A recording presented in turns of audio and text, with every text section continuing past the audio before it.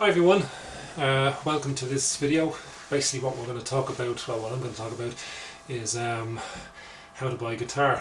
So I can see you're all sitting there laughing away, how to buy a guitar. I've heard it so silly all my life. Well, you'd be amazed that a lot of people go out and buy the wrong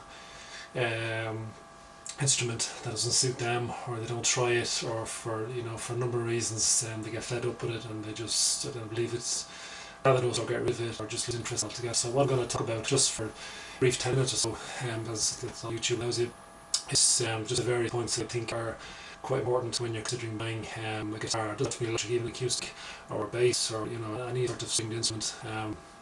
So the first point I'm going to talk about is obviously your budget. You need to set aside how much you actually want to spend on the instrument. So if you have, I don't know, 500-600 euros, there's obviously no point looking at stuff that's outside your budget because well, you can't afford it. Obviously down the road if you're thinking of upgrading, which a lot of people do, you can keep in mind, obviously train your own or keep whatever. But for your first instrument, there's no need to spend 900,000 euro or even 670 something. If you're just starting out to buy first machine, 400 or 500 euro is plenty. Example, that's all you really need. You get good quality instruments, new or even second hand at that money. That sort of price range. So look around, set your budget, and lots of people talk to retailers, talk to shops, and look online to see what's available at that kind of price. And just try out a number of instruments before you decide on the one that you want. One that suits your playing style, the sound you want, the kind of music you want to play, or whatever you feel comfortable with. So basically, they're the points you should consider when when you're deciding first of all your budget. So the next point I really want to speak about is should you go second hand or new? Well, basically, I suppose the pros and cons for second hand, it's obviously cheaper, but you've got to take into account the history of the guitar, who's had it for you, how's it treated, obviously what sort of condition it's in. It's a couple of years old and it's been gigged and it's been around. There's a chance that it's going to have the odd scratch or dent or small minor damage on it, body that is going to affect the playing of the guitar. There's nothing, if it's a little scratch in the neck or something, that you should be okay. But obviously you see cracks down the neck or anywhere they're not hairline cracks, go down deep into the body. You want to be wary of that stuff. Now a lot of people, especially with high-end guitars, if they do damage stuff like neck broken or it's snapped off, they get them repaired. And if a good quality luthier does the job, the chances are that the joints, that part of the guitar will be stronger than it originally was before it was broken. So I wouldn't, if the repair job has been done, as long as it's been done properly, I wouldn't, not consider that type of, that instrument. But as long as it's been done properly and, you're happy enough with it, then, I would be open. You should be open to kind of stuff. But obviously, if it hasn't been done properly or there's, a very bad attempt has been done to repair it, then, look elsewhere, use your common sense. New, obviously, you're getting a brand new machine, no one's ever made it, it's brand new out of the box. You were the first owner, so it's there's the advantages, but then again you pay a little bit more. Now, if you go into shops, you can bargain down, you can get a little bit knocked off, maybe for free sets of strings or whatever that, look for deals, look for sales and stuff that you will get, like Eveline Instruments, where a new range comes aboard, they will ship the older stuff, the models, you can be lucky that way. Also, but second hand, you can also get instruments. Obviously, if someone has looked after really well and it's a new condition, you can get for a really, really good price too. Obviously because it's been second hand, it's a couple of years old. Obviously, it's not worth the money that was paid for new, because of natural depreciation. But there's pros and cons of second hand and new. So you should consider both avenues. So obviously, there are different ways of buying your guitar. You can obviously go to a retailer, you can buy privately, like in the classifieds, or else you can also buy online. There are numerous music shops online, I won't mention names, but there's some large and some are more popular, based all over the world.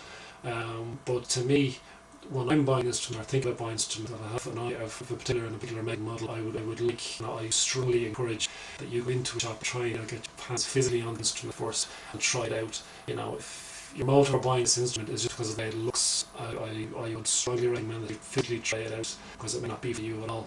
Just because you see your idol or you go to a concert and you see the guitar, so he's getting this great sound from this particular guitar, and you say, I want that machine. It's you may be disappointed when you go into the shop and not get the same sound, because chances are you won't. The guitarist you see live has his machine set up perfectly. He's going through all sorts of different effects and speaks, and that he has the guy at the back of the stage is managing all from. So just be wary of that. But definitely try out, try all the different controls, try different playing styles. If you decide for you, fair enough, and go ahead. And then obviously, if you want to buy online, it's up to you, a little bit cheaper or whatever. The obviously buying from a shop, you can go in and you can actually handle. They might do a good deal like that, but I'm not sure if the same deal opportunities are available from online retailer. I don't know if you build up a relationship with them. If you had to know them, they might start doing deals like that. But no, but I think it's good to explore both avenues again. Online or shop. There are pros and cons, advantages and disadvantages of both. So you should just check them all out and decide which one is the best for you. Which brings me onto my last and I suppose final point that I can think of. If you're considering buying a guitar, you made up your mind that you want to go to a shop or a retailer, if you have an amplifier, bring it with you. Most music shops will appreciate the fact that you're trying to get some, you want to get some professional advice, and they'll appreciate that you bought your amp with you, and that you want to try that guitar with your particular amp. If your amp is in that shop and you tried the guitar, it's there, and you say, yeah, I like it, and they bring it home, and it sounds completely different to your amp, you might be a bit disappointed. Quick it up, obviously tell the stuff in the shop they don't mind, try and get to go in at, during a week or something when not busy, and just let them know in the shop that really want to know what it sounds like with the amp cranked. The guitar and the amp cranked, they'll appreciate it, they'll give you, obviously you can't stare all day doing it, but they will, appreciate that you want to get the right instrument for you, and most music shops will be fairly accommodating, and they'll help you. What else can we really say? Suppose the last thing is, if you're hard to set an instrument and your budget, all the rest of it, what you want to spend and where you're going to buy it, don't be too disappointed if you go into the shop and it sounds completely different from what you've heard at a gig or something like that. Because chance, if you're a beginner and you see these guys professionally playing the gig or whatever, they've been playing a long time and know what they're at. They've sound professionally set up, the acoustics are set up professionally, and it takes time to get that right. So stick with it and we'll get there. So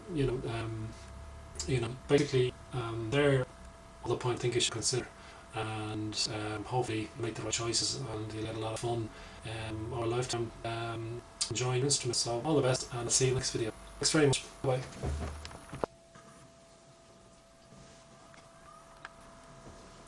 Hi everyone, welcome to this video. This video is basically going to introduce the different parts of the guitar and how they all work. Basically what their function is, how they affect your playing, sound, different techniques and stuff like that, how to use them together, how they all work together, and what they all do. So basically I'm just going to use my guitar here, my Les Paul. This is my pleasure. This particular model is a good Les Paul standard faded. The reason it's called faded is because you see the body on it there, it's like the original paint spray job having faded all across here. Alright. So basically we'll get started. We'll start down here at the end of the guitar. Okay. Basically you have two volumes here, here, here, and here. Okay. See those two? That's there. And these are tone controls. Now these two volumes correspond to pickups here. These pickups pick up the sound from the strings electronically and transfer it down to the electronics inside the guitar, out through here, your output jack, and this is put into the cable. Just find it. So like this here, alright, and that's the other end of that goes into your speaker, your amplifier, your effects pedal, or whatever, and that transmits the sound. So, as I said, these two volume buttons correspond with pickup here, and basically as well, beside them, your two tone controls here. Basically, depending on the sound you want. If you want a sharp, rock clean kind of sound, or even a clean, non-rock sound, like just a regular guitar sound, have these fully up, and you can see they're rated 0-10. Okay. Same a lot of them as the tone controls, the knobs and the graded 0-10 fully up and as they're being closed. So let's say for instance you want a nice jazz kind of sound. Obviously, the two pickups in it in the guitar, first of all, this is your jazz pickup here, and this is the more light, kind of brighter pickup here. So you could use this pickup here, and the way to use that pickup here is through this little switch here. It basically switches between two pickups. So you see three positions, rhythm in the middle, whatever I call them, sure, and foot down you use the treble pickup. Treble pickup being this one here, rhythm is this one here, and halfway in the middle using a combination of both. So let's say, as I said, you want a nice jazz sound, you could maybe use this pickup here, so you'd switch to rhythm, and then your volume there, and you get tone control. Sorry, you can't even see it there. You get tone control and push it fully back. Get a nice warmer and a jazz sound, less sharp sound, which a lot of jazz players use. So obviously, again, if you wanted a rock sound or a light rock sound, I mean, you can by all means use this pickup here, or what a lot of players do, a really sharp sound. I'm just using this particular guitar. They put the switch down there, and use this pickup. Obviously, no one that did a sharp, cleaner, brighter sound or fuller sound, they'd have this guy free up to 10, and again, your volume up as well, you control as well. Alright, so that's basically just a brief intro on how pickups work out, how you can control different sounds there. Now, unfortunately, I can't do a sound demo because my amplifier, my little Blackstar HT1, is going for repairs. So I'm, I'd love to give you sound samples, but I may have done on other videos on this site, so maybe you could look at those to get an idea. So basically, just to run through the rest of the guitar parts here. This chap here, this metal bar here, is called tailpiece. And basically, what that does is that anchor, a guitar string that you can see. Basically, around here, hopefully you can see just there where the strings go in. They all sit in that little steel barrel, goes straight up through there. This can be adjusted up or down. Little thumb screws there, you see it there both sides. They go up and down, just your playing style, or the height of the strings that you like as well. So that's called tailpiece. This one here, called the bridge. Alright, just get close to that. Okay, that's called the bridge. Basically, again, that can be adjusted to here, little screws here in the end of it, just to get what they call the itonation, which is basically make sure the itonation is something that needs to be just, if you're playing a lot, your guitar will lose its itonation, lose settings, little parts will squeak and bend, and if you're doing a lot of bending, like a lot of blues players do, or heavy metal or rock players, the strings will need constant tuning and tweaking, and that's how there's one method of adjusting that, so it stays in what called itonation. Again, that can be adjusted up and down. There's two little thumb screws on either side of it. Pickup I've already mentioned. These particular pickups are called as Z pickups because they're black and white. Again, you have your treble, you have your jazz, and in between here you have a combination of both. This series is called a scratch plate. It's the only thing it really does is when you're playing, it stops scratches getting the body. A lot of players take them off, they don't leave it on, but personally leave it on. I mean, I can't remove it, but what happens is I'll have two big holes here, three holes, one there, one here, sorry, two holes, one here on the side and one there, so that's basically, you can customise these and you can get different colours and stuff like that as well. So basically, as we move down, move up the neck of the guitar, here, fretboard, but the actual back here is called neck, and here's the fretboard and all the different frets on it. And then we move to what's called the headstock, this chap here, okay. Now, this headstock, usually the higher end model guitars, first of all, surround the headstock, either the front or the back, will have obviously the name and Effector Gibson, and on the back, I'm not sure if you can see it there, is serial number and where it's made. That's stamped into the back, it's not paint on it, it's stamped on, just to give it a serial number, it can be traced or whatever that means. These guys here on the side are called tuners, so one tuner per string.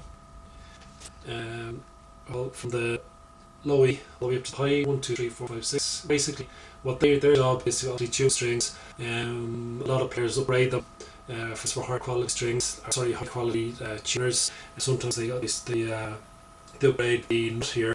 I'm not sure what the bone, it's really expensive to give better playing, strings and moving down not easier. And the cheaper lasting notes they'll do, but the quality wouldn't be as good. Now you notice here, this little bell shaped, I don't know if you can see it, a bell shaped piece of plastic there, that's called truss knot cover. So if you take that off, just two screws here, you will expose inside there at the end of a metal bar. That metal bar is used to make neck adjustments by using a little hex key or screwdriver. Basically, over time, or from countries, different humidity, the neck can bow, swing this way, that way. Now that's not a big problem. Because you get around it just by adjusting that little truss rod, we'll call it, inside it. Now a lot of guitars, some of the Fender guitars, access the truss knot down here. Because on the Fender guitars, the neck is bolted on, but on the Gibsons, it's good in. You can just see that the joint there, it's quite tight. Also on this guitar, you can access the problems, so you can access the electrics here. If you're upgrading, resistors and stuff like that as well. There's also, you can also look up here at the electrics for the tone volumes. What else can we say? I suppose, let me think. That's really just basic intro to all the parts. Unfortunately, I can't give sound in my own business. So I think I'll end it there. I've introduced a fair bit of stuff to beginners. So enjoy, take note, and be playing, and hopefully you will have something in this video. Okay, thank you very much. Bye bye.